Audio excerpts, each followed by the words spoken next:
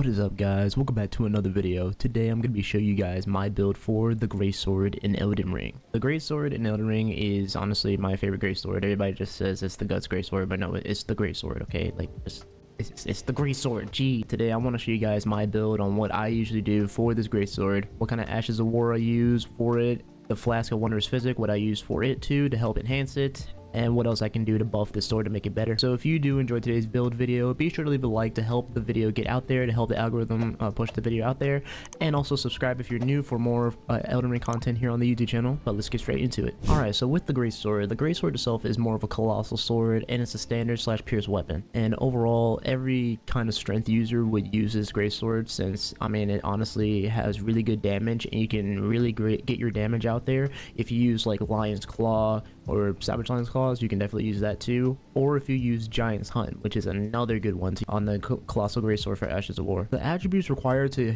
wield this weapon is 31 strength and 12 dexterity, so you can definitely just go with the strength route and just boost your strength up more and more. Now I must tell y'all that this is a new game +3, so I will tell you guys at the end of the video what kind of attributes you can go for like level 200 or whatnot. I'm also taking the Claw Mark seal just to use Golden Vow and Flame Grant Me Strength, just so that I can boost the damage output of the GreatSword itself. And the armor set that I'm running is the entire Solitude set. I'm honestly enjoying this set a lot, and I got this from the DLC. You can get it very early by going to the mausoleum when you first enter the DLC. It's not a bad set to run. There's also Moor's armor, which is honestly really good, since people say that that's like the best armor in the game currently. Look at the stats right here for this armor. It's honestly really good armor.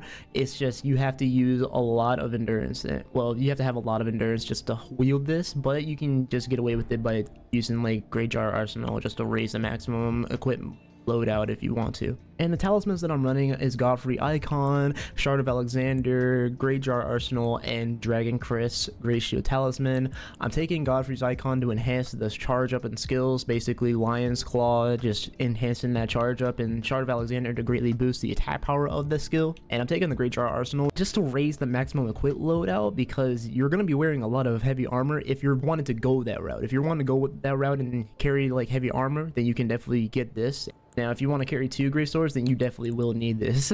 I'm not playing. You definitely will need this if you're trying to carry like 2 great swords or just anything else in general. And Dragon Crest Great Shield, I definitely would take this to just boost the physical negation of the damage that you take. But yeah, that's pretty much the talismans that I run for this build. Alright, so for the Wondrous Physick mix, I have the lead in hard tier. This basically temporarily boosts poise in mixed physick, and I am also taking the Stone Bar crack tier. This makes attacks more likely to break enemy stances in mixed physick. I definitely take these two because one, you're going to be using a lot of poise with like the weapon that you're using, which is a GreatSword, and two, I honestly will want to break stances and potentially get some critical damage if I can. So I would highly recommend just taking these two overall just for strength builds or strength weapons, in my opinion. That's just what I say. I mean, there are other tiers you can also take, some for like speeding recovery on stamina or FP really, but I would highly take these just for poise and stance breaking. The great rune that I'm taking is Radahn's Great Rune. This raises the maximum HP, FP, and stamina. So I'd highly recommend taking Radahn's Great Rune, as it will help you with the GreatSword build, honestly. Alright, so overall, I personally do think the GreatSword itself is really good. Now, the best way you can play with this weapon is to really just buff up with Golden Vow and to use Flame Grant Me Strength and also use your Wondrous Physick. Now, with this clip here, I did not use my Wondrous Physick here. I messed up because I was supposed to use it right before I went into the boss room, but I didn't do that. I ended up going straight into the boss room. But with the GreatSword itself, you just really want to focus on using your Ash of War when just using this weapon. I mean, you can definitely use like some jumping attacks and maybe some strikes, which are really good for damage, but I usually use the Ash of War, which is like Lion's Claw or Savage Lion's Claw, or even good old Giant's Hunt, which honestly I feel like Giant's Hunt is honestly the best one out of all 3 of them, because I do use all 3 of them whenever I'm playing with the GreatSword. Like, I'll just switch up the Ash of War just to see if I want to go with like Lion's Claw or Savage Lion's Claw to make it a bit more stylish, but I usually switch it up just to see which one would be my personal preference. I usually just enjoy Lion's Claw the most, since Lion's Claw has more poise than Savage Lion's Claw, and it does relatively well damage. It's just Giant's Hunt does more damage, and I think it does have poise as well, so you can definitely use Giant's Hunt if you want to, but I highly recommend using Lion's Claw just to really get that good old poise, and the damage itself is pretty good. But Giant's Hunt is really good for just mainly damage if you're trying to go for the Ash War too. But with the GreatSword itself, it's honestly a really good OG weapon just in general in the Souls community, man.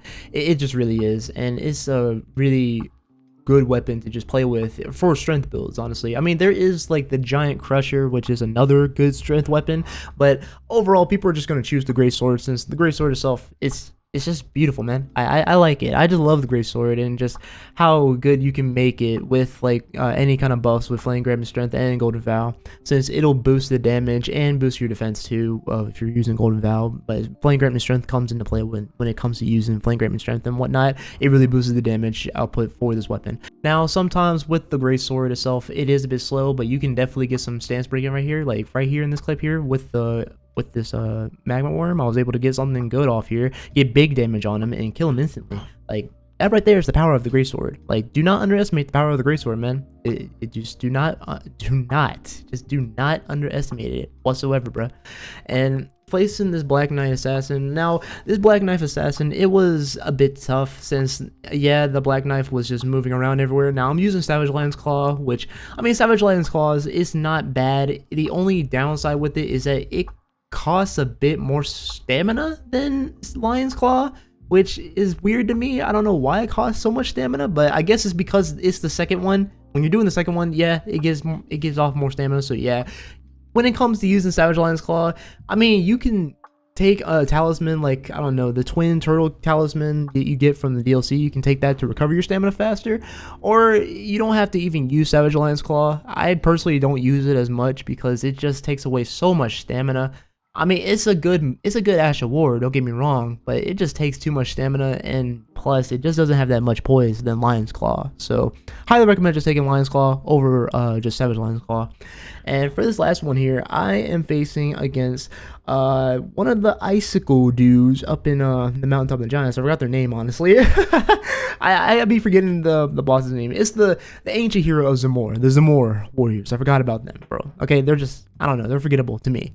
But overall, just using Giant's Hunt here against the Zamor warrior, I missed a bit with Giant's Hunt, which when it comes to using Giant's Hunt, you honestly have to line it up correctly. Well, not just line it up, but you have to be in a good distance.